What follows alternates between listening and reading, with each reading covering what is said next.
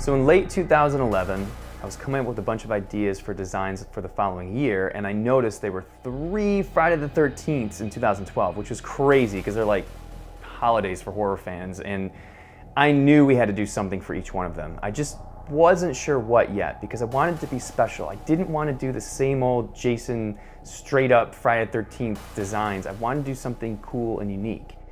So I was looking around for some ideas, and I was just kind of looking around my room and thinking of things from my childhood and when I used to watch these movies and what was I doing, and all of a sudden I thought, wait a minute, G.I. Jason, a real American slasher as opposed to a real American hero, and I could just picture it in my head, the way it looked with the fire burst behind them, just like they did on the backer cards, and I thought, this is either completely ridiculous or it's like an amazing idea. And with every good, or at least potentially good idea, it needs a great execution. And I realized there was only one person that could do it, and that was the amazingly talented Jason Edmiston. He is the first and only person I would have ever thought to do this design.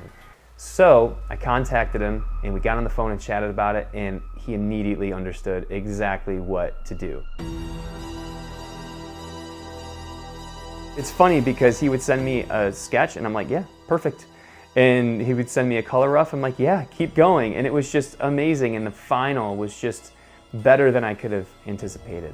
So Friday, January 13th, 2012 rolls around, and I am nervous. We're about to put out this design, and I have no idea how well it's going to go.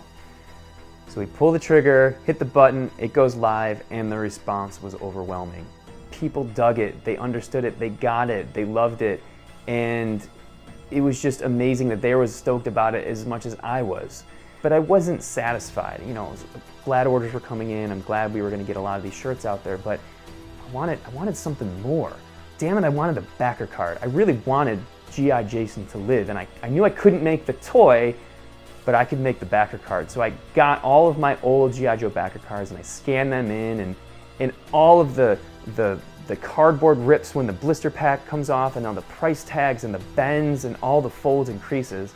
And I sat there for about a day compiling an actual G.I. Jason backer card. In fact, I did the back where I had, you know, figures coming soon, and even the bottom part where I had all his stats and the story and everything. I crafted all of that, and I decided to make them. I didn't tell anybody about it. I wanted people to open up that bag and be surprised at not only, you know, the shirt, but just this backer card that came in their order.